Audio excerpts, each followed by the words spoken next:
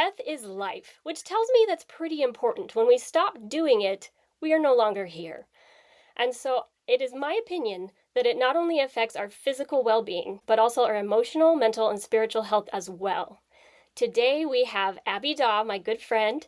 She is a breathwork coach, which is why I wanted to have her on today. I am not an expert in breathing. I know a little bit, but I would love for you, Abbey, to tell us everything you know, basically, about breathing. Why is it important? What is the science behind it?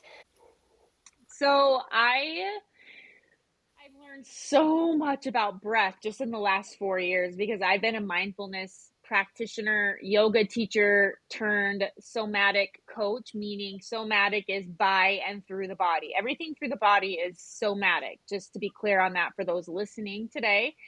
I love talking all things breath, but I didn't realize how actually breathing correctly really determines how long we live. And people need to know this because people are walking around erratically or out of balance, reverse breathing, and they're shortening their lives. Meaning, when we're born as balanced breathers because we're not coming into the world. Well, we automatically are traumatized going through the birth canal, but when we come out, we aren't traumatized and stressed out and full of cortisol where we breathe first to the belly. So we should always be breathing through the diaphragm, which is belly muscles that help extend the belly first.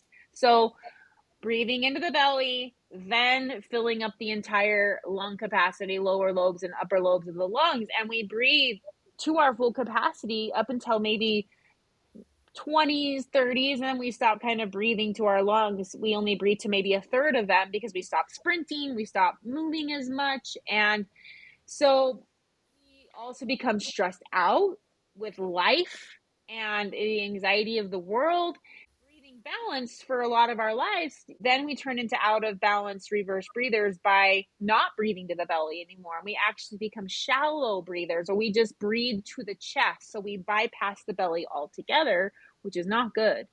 And another way that I see people, and I know they're stressed, is when I watch them breathe, because I always look at every client, I first observe their breath. And I can always tell if somebody is stressed out just by the way they're breathing or how fast paced their breathing is. And a reverse breath would be, for instance, like normally you would take a breath into your belly and then up to your chest and exhale out. But what I see now is people breathing to their chest. So when they breathe into their chest, they're actually pulling their belly in. So not only are they bypassing their belly, but they're sucking in, because we're always taught, oh, suck in, suck in, suck in. And we've trained our muscles to always be sucking in. But what we need to do is relax those muscles and use them to extend the belly. So we're not extending the belly anymore is basically what's happening. Is that, would you say, a more female teaching to suck in, or is it guys do this too? Well, I think for females, for sure, it's all about like, oh, suck in when we take a picture. Make sure we're not, spilling over, whatever. Also, too, that it would help my posture if I sucked in. Yeah, I care about looking good in life. And so we just want to suck in. We've been taught to suck in, but I tell people, relax your belly. And then they think they're relaxing their belly and they're not. They're still sucking in. And so they got so used to sucking in. Yes, men too. Most of us are not breathing correctly. And they're like, but I am relaxing my belly. I'm like, you're really not. You're not. You've trained yourself to pull in all the time that you don't even know how to relax your belly. Mm-hmm. But we Well, need to be.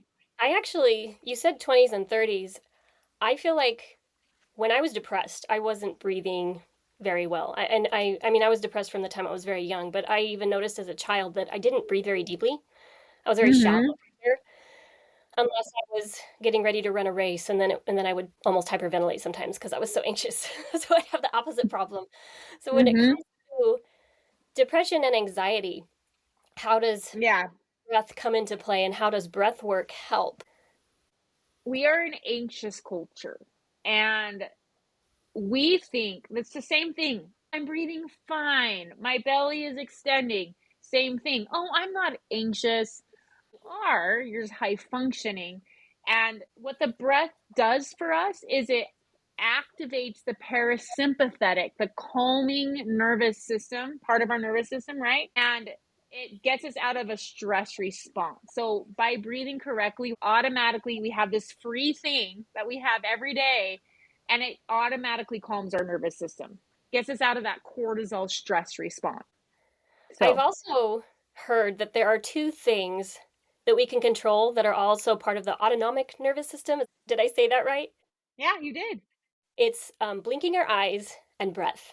So these two things are the things we can actually control that are also subconscious, that are just kind of happening, but we can also control them.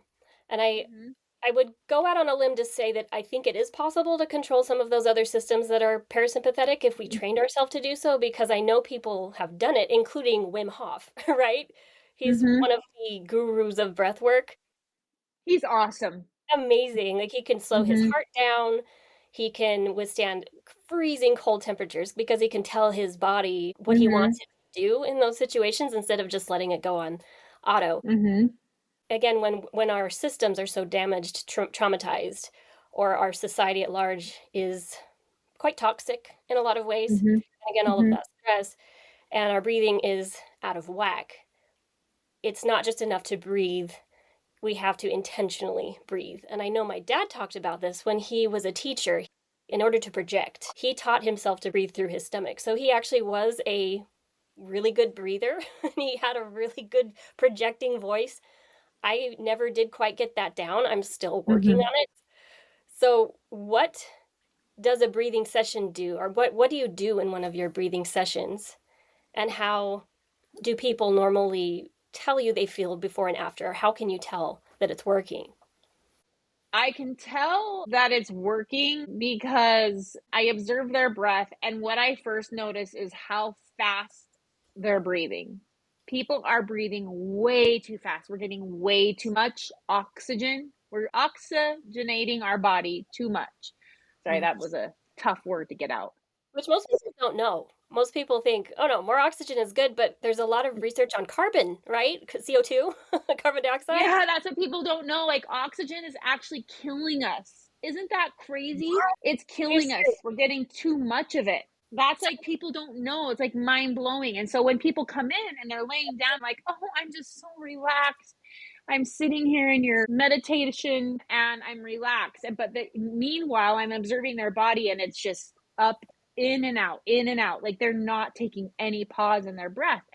We're not as relaxed as they think. They're not as relaxed. I think like you could be like, oh, my shoulders are relaxed, but then it's like, oh, that's because I've been holding my shoulders like this for freaking decades. And then when I finally am forced to push them down, you're like, oh, okay, we just get so wound up and we don't even realize how wound up we are. Same with our breathing. Our breathing, we're getting too much oxygen in. Doing the rhythmic breaths. You got to start with the rhythmic breaths. And then by that, it trains the body to breathe more rhythmically. But then I can notice, okay, it's working because now they're taking a small pause in between the exhale and the Hmm. inhale.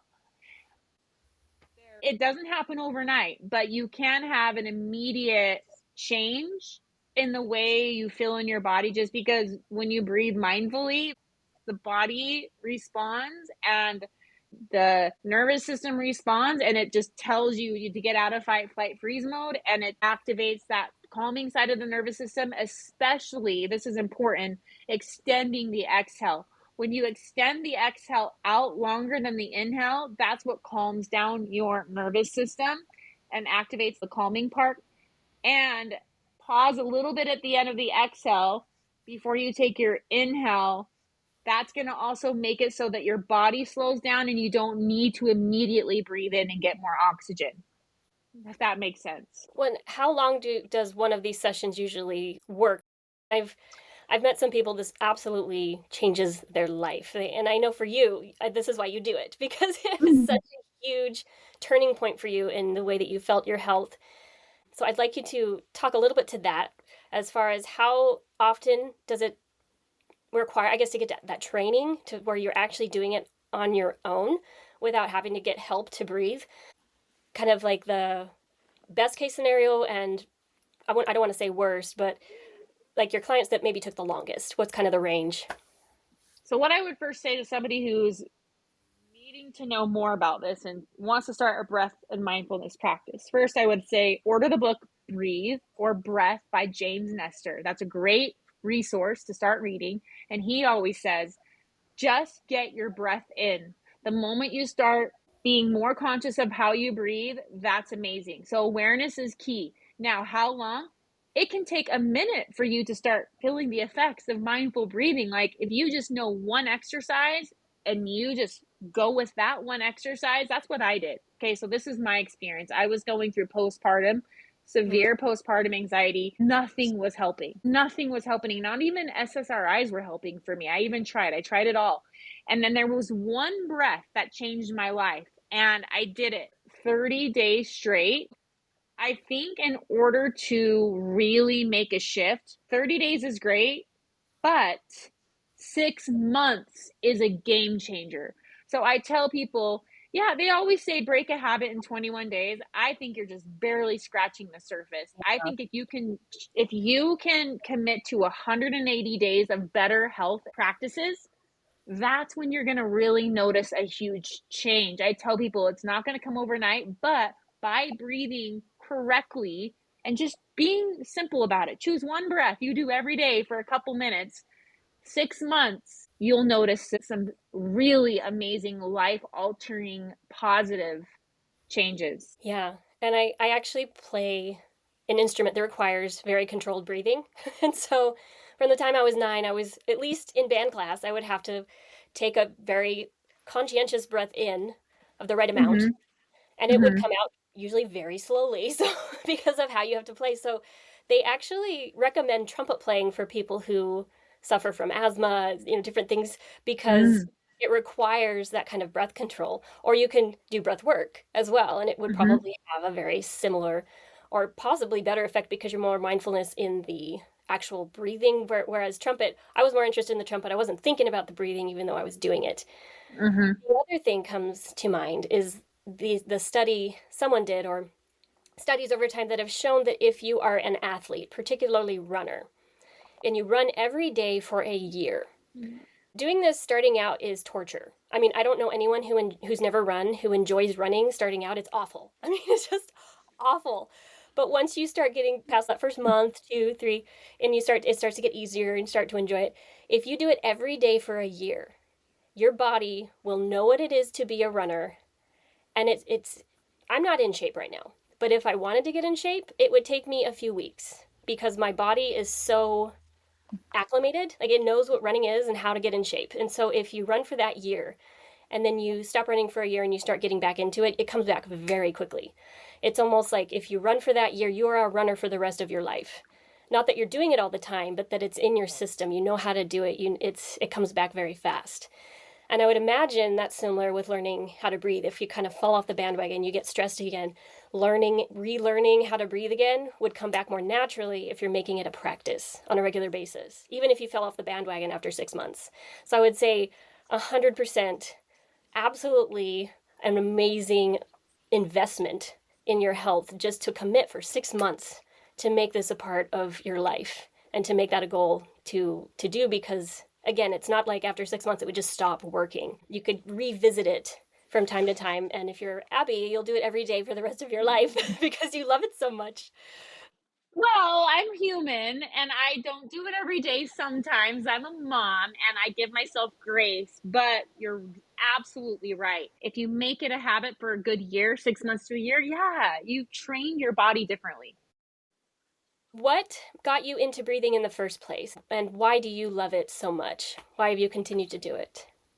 Well, I credit by the way, I'm a post runner too. So marathon runner like you, just runner, athlete. So I would say first effective breath practice by my older sister, who's not a breath person, when I was running and would get side aches training for my marathons when I was in my early 20s, really, a bike racer and a runner. And I'd say, I'm getting these side aches. And she's like, oh, I heard this method. You take in a breath for 3 seconds or 4 seconds, and then you hold it, and then you take one out for 3, 4 seconds and you hold it. And every single time I would practice that on my run, it would always just go away. So that was like the first time where I was like, wow, this breath thing really works because my side ache is gone. I'm a yoga teacher of 20 years. And so I give my yoga practice mostly the credit for teaching me how to breathe to my belly. Like you were talking about with your dad, he intentionally did that. I Mhm. was intentionally breathing to my belly for so many years because that was the training I got in yoga. So my running and my yoga practice, which then led me to a deeper dive when the COVID pandemic hit, because I was going through a divorce. I was postpartum in the midst of just this heavy energy, trying to get my life together. Nothing was helping. And I'm like, I stumbled across this podcast where I heard about a breathwork technique that I had never done as a yoga teacher nor taught as a yoga teacher. And I'm like, oh, I'm going to really see if this works based off of the science that she explained about it. And that's when I decided, okay, let's try this. I did it. Like I said, I tried it and I was like, what? The sun is coming out. Blue skies in my mind and my body feels great. I'm getting the buzzy feeling. What is this? Everybody needs to know about it. And then obviously with the brain I have, that hyper focus, I just wanted to know more and more and more because I'm like, people are not understanding this. And I'm kind of lucky in the way where I've had this foundation and this knowledge, and I sort of got onto the breath train way before it got really popular. It's kind of trendy right now. And I've been doing it for a long time. And so I feel like I'm ahead of the game. And I have some information that I'm like, yeah, people, it's trendy, but people have to be learning from the right people, Jen, because people don't understand the importance of like that carbon dioxide Mm. and what it does for the body. So if you are going to, There's a science to it's it. a science, and people are just, oh, I'm going to go teach this breath experience, but there's contraindications with it, and you have to do it safely. And that's where, yes, it was helping my body a lot. And I got through postpartum and I did it for those 6 months. But then after that, I'm like, there is more to this. And then that's when I became that real expert. Yeah, and I've done your Wednesday night breathing group Yeah. sessions. They are amazing. I Yeah. I also remember the first time that I experienced breath work was in college, and I wasn't very good at it. The tuba professor was teaching it to all the brass, and I just remember going, Mm-hmm. "Oh my gosh, I feel like I'm gonna pass out," and it was kind of hard. What is that? What's going on when you feel like you're gonna pass out when if you're doing a breathing exercise? Too much oxygen? What it can do is it can make you feel like you don't have enough oxygen because you've been getting too much oxygen. So it puts your body in a panic state, like almost like you're suffocating, Mm-hmm. even though you're not. So what I think what was happening to you is what I feel is your body was showing the anxiety you were having in your body. You Because it's know, used to your having body was panicking. like, where is it? Where's all the oxygen I usually have? Yeah. And That's what I so, think was happening. how many years of our life would you say are taken off by just not breathing properly? I could say a decade at least. Hmm. We could lengthen our life by more than a decade. People, if you notice, Jen, they are dropping dead earlier now from heart attacks. I Yeah. tell people we're speed walking to our graves because, okay, something that's so beautiful is whales. They are the longest living creatures, or one of them. I know there's like all these creatures in the ocean that live for so many years, but whales, let's just talk about whales. They live some for 200 years and they only take a breath once every 4 minutes. Their bodies are slow. They take intentional breaths and they are slow creatures and they live really long. 200 years? There's, I had no idea. That's I incredible. know. Once every 4 minutes. And mice, Yes. they breathe Yeah. really, really, really fast. And they live a year. They live under that. They are the fastest creatures and they are the fastest breathers and they live really short lives. Yeah. Interesting. We need to slow down. We are in the hustle culture and we think the more we get done, we're going to just, this is what we do. I could Mm. talk about this all day. We're just going to get up in the morning. We're going to drink our caffeine and then we're going to go get another latte at about 2 o'clock because we're starting to crash, right? Our blood sugars are all over the place. Our cortisol is all over the place. We're not moving enough. We're eating too much sugar. Oh, I'm just going to go home now. I'm going to just get into bed at 10 o'clock and I'm going to fall right to sleep. No, that's not how our bodies work. And we're like, well, why can't I sleep at night? Well, it's because you are over medicated, overstimulated, overworked, overstressed, all the things. And then you expect your body to lay down at night and just calm down automatically. You've trained your body not to do that. Then what happens is we created sleep disorders, Mm, insomniacs. We're all expecting our bodies to just, oh, why can't I sleep? Well, look at your lifestyle. Look what you're consuming. Look how you're moving in the world.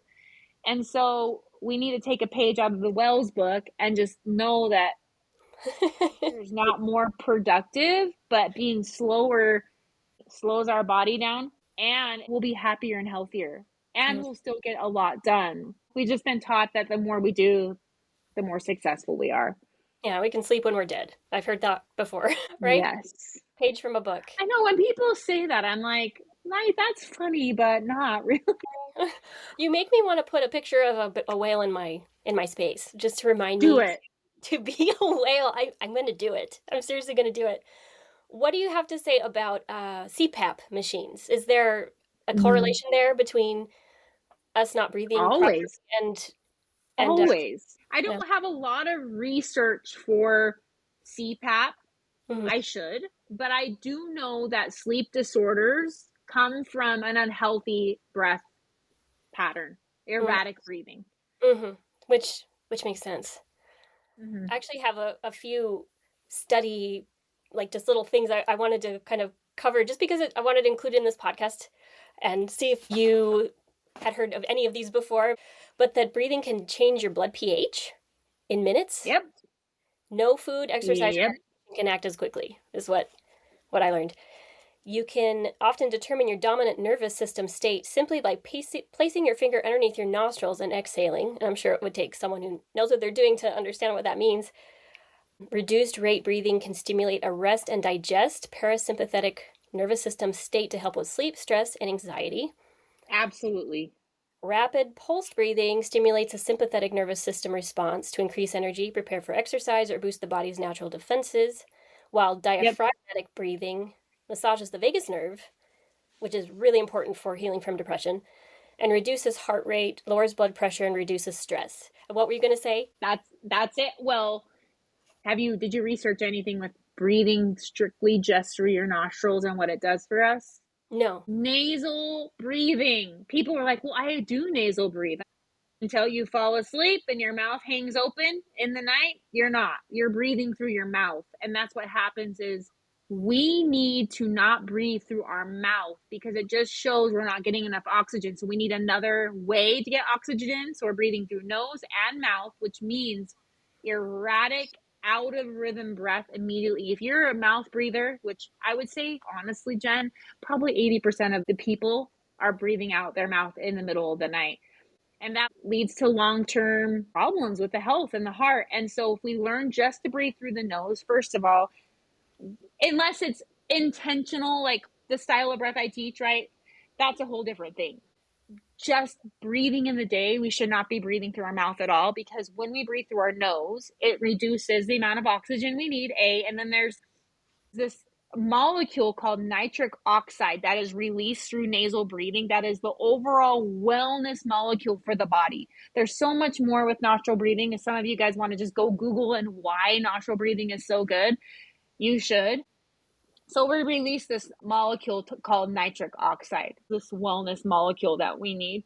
And we also get that through humming and singing too, nitric oxide. Mm-hmm. That's another thing that we need to learn Why is about. nitric oxide important? It's so good for our cardiovascular system. It's so good for our blood. Everybody needs to go read about nitric oxide. It's the wellness molecule. We're not getting enough of it, is the bottom line, sounds like. We're not. And also hum in your car or sing in your car when you're driving to work because that also gives you nitric oxide. And that's a happy thing. We can release some endorphins. Yes. Yeah. Breath makes you feel better. When you feel better, you live longer and you call in better things by breathing better. When you're living a better quality of life. And I think that's what people want. At least I do. Like I would be I mean, it's not, I think we can have it all, but I would rather live a short life feeling healthy than live a Yeah. super long life feeling sick, even if I could prolong it with prescription drugs. So Mhm. it's not worth it to me to But go that route. I want to die a natural death, and whatever that looks like, we'll see. But I love Mhm. the natural ways that we can keep ourselves healthy. It's so you wake up in the morning wanting to wake up in the morning. Yeah, but I wanted to clear something for people that might be a little confused because I said, oxygen's killing us. And so they might be like, well, why are we breathing, then doing breath work if oxygen's killing us, right? Right. Okay. By choosing to intentionally, rhythmically control our breath every day, that is what gets our body back into rhythm. So I call it a dose of breath a day, maybe 10 to 15 minutes, you guys. That's all you need to get a dose of breath of hyperventilation. So intentional oxygenating the body. Then, when you do that rhythmic, intentional breath time, that's when after that you've built those muscles like you do in running.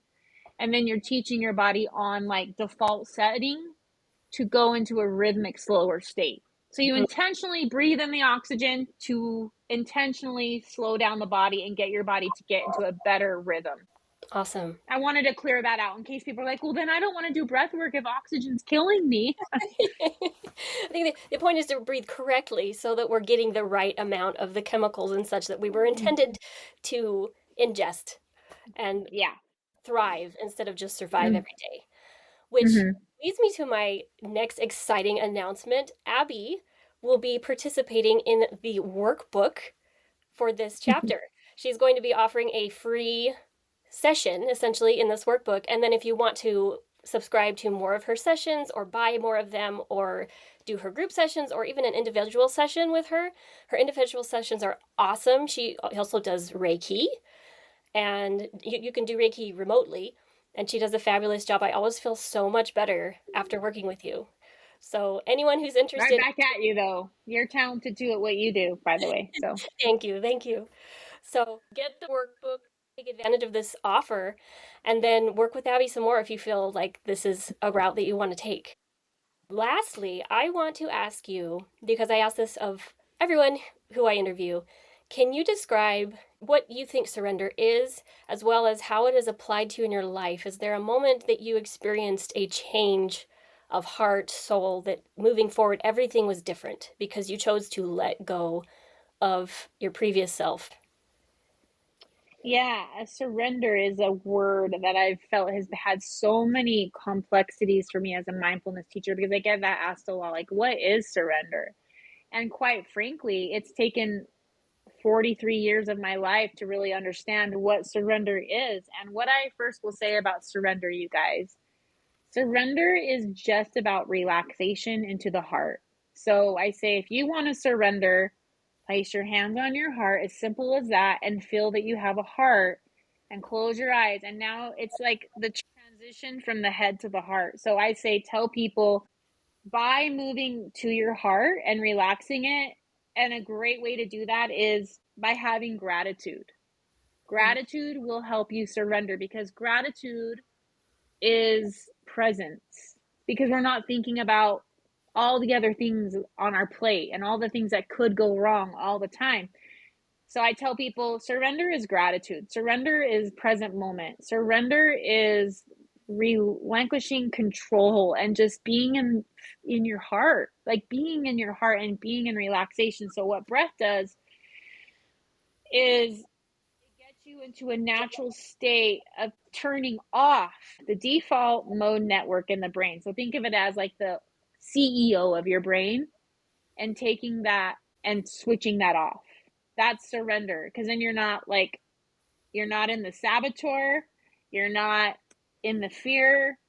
Whenever you can get out of fear and return to love, that is surrender. Now, for me, I would say I've just been in a moving prayer my whole life. And by adding breath to my practice has helped me to trust and have faith that whatever's watching over me has got my back.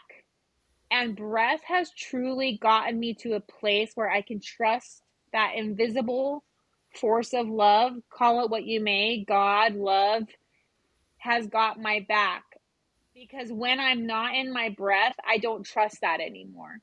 And so the more that I have breathed and gotten out of that ego mind or that default mode network in my brain, I've learned to surrender and trust more. And I think the more that I breathe, especially in this year, I've really broken through more barriers, because you're going to just think, oh my gosh, I'm just doing a breath work, nothing's happening.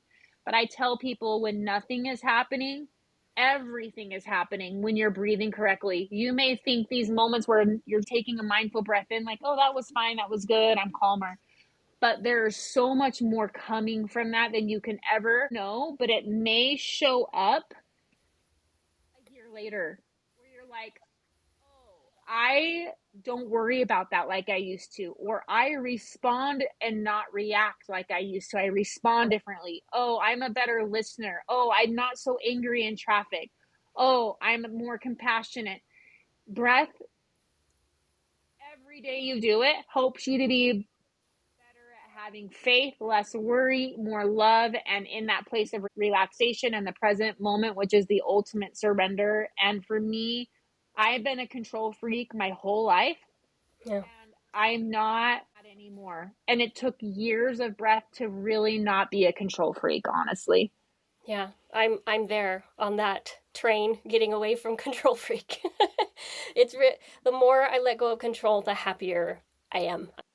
Trusting. I I mean, it's incredible. Yeah.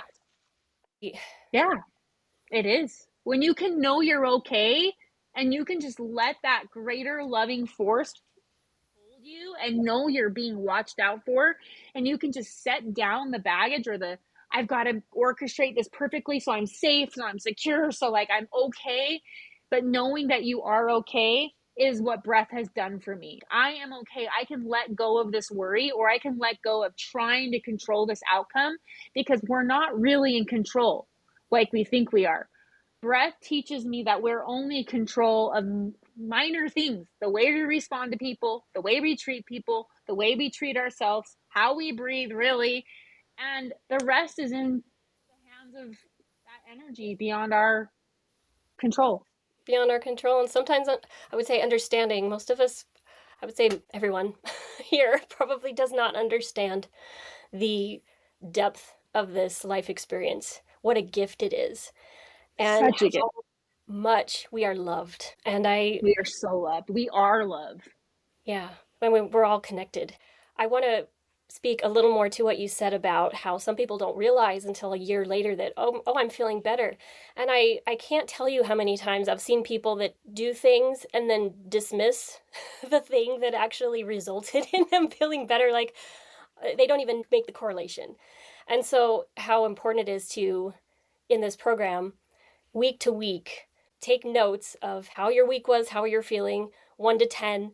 That's part of this process, because people who are struggling with mental disorder, especially depression, tend to be very down on themselves. And so when they see progress, a lot of the depression mindset is to dismiss it, like it's not that great. And when you keep track, you can't dismiss the data where you look back and see that you are making progress. So I think Progress doesn't show up in ways we think. It's very subtle, mm, very usually, yeah, beautiful. I've had some big moments, but most of it's slow and steady. And then one day I go, oh wow, I'm not doing that thing that I used to do anymore. And so it's fun. It's cool. Yeah. Yeah. So thank you so much, Abby, for being with us today. How can people reach you? So you're welcome, by the way. You're the best. I love you and your whole family. You can have me anytime. I will be there. You can find me on my website. My name is just Abbey Daw, ABBEYDAW. So abbeydaw.com.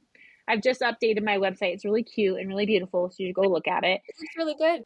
New imagery on there and stuff. So you can go to my website, and then Instagram, that's at abbeydaw.com. But you can find resources on either of those places, or you can just message me and say, hey, I have a question about breath. I'm here. I'm really easy to access. Like, I'm very open. I want to help people.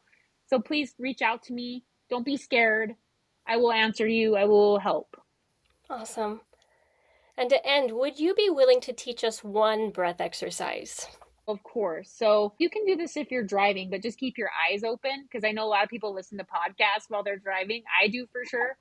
But this is also a safe breath to do while you're driving. But just make sure you are in control of yourself. And like, if something doesn't feel comfortable in this moment, then don't do it. Okay, please. So you're going to want to first close your eyes if you're not driving. And if you're driving, just keep your eyes open.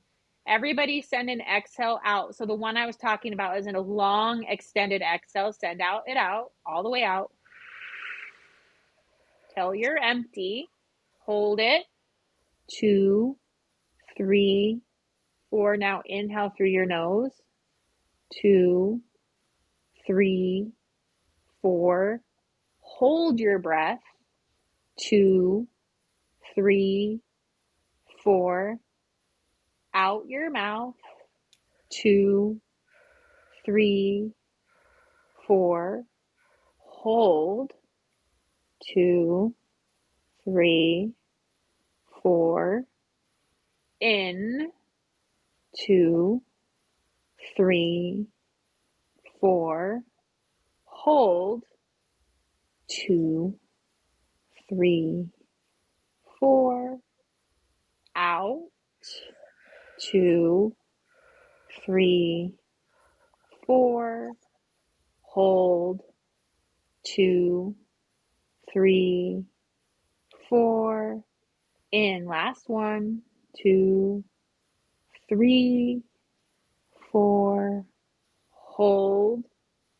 2, 3, 4. Out. 2, 3, 4. Hold. 2, 3, 4. Now take a big breath in. And then sip again. Yep. And then out. So we did that for about a minute, right? I want everybody to just know you can change. Jen, do you feel different after 1 minute? When I started, I noticed immediate difference. Just the first breath, my whole system just kind of I'm very sensitive energetically, so I could feel everything just kind of twinkle down to my toes and leave. It just felt really, really, really good. That's safe for everyone. If you're pregnant, if you have like a terminal or chronic disease, like something like that, it's safe. In 4, hold 4, out 4, hold 4. And then at the Just end, do that. sorry, do you inhale through your nose or your mouth? Like one So nose. nose. So full inhale and then a sip at the end. And the reason why I like that breath, because that one's a really fast acting, like, let's get you out of stress breath. So when you go, that's a good one. Full inhale, sip, get you out of any stress response. How many breath exercises do you teach? What is your... So many. I mean, so many. There are so many breaths to do, but I have like about 15 that I go to, my go-to 15. I do pranayama. What's pranayama? That's a limb of yoga. And that's, think of it as more controlled breath, where you actually like do the alternate nostril breathing or the reduced breathing exercises where it's more controlled. And then I teach more brain transformational breathing where it's nonstop, very circular, Wim Hof style, where you're not taking pauses, where you're hyperventilating. That's another style of breath that I teach that I love, for more like of a buzzy transformational experience. Cool. So there's lots, Yeah. basically. The first exposure I had to Wim Hof was on another podcast, and he taught a breath work exercise where you breathe in and out really quickly 20 times, and then you do as many push-ups as you can. And I was floored. I was doing like 20, 25 push-ups at the time without breathing like that. And when I hyperventilated through his exercise, I could do 35. No problem. And you breath as you're doing the push-ups. It was intense, but you took this massive breath after you were done with the push-ups, because you're like, I want to breathe, and it felt so good. So again, Abby, I love your work. I hope this podcast brings many to you who want to better their life. Is there anything else you want to say before we leave? Deeper breath, deeper life, guys. Live your life, be alive. Don't just sleepwalk through life and think that your body's working for you, because it's not. It can't. You got to take care of your inner house. You just have to. If you want to live a long life, slow down. That's the new cool. Take care of your temple. Physical body Yep. needs lots of TLC. Well, thank you again. Thank you to all who are listening, who made it to the end of this podcast. You're amazing. We will see you next time.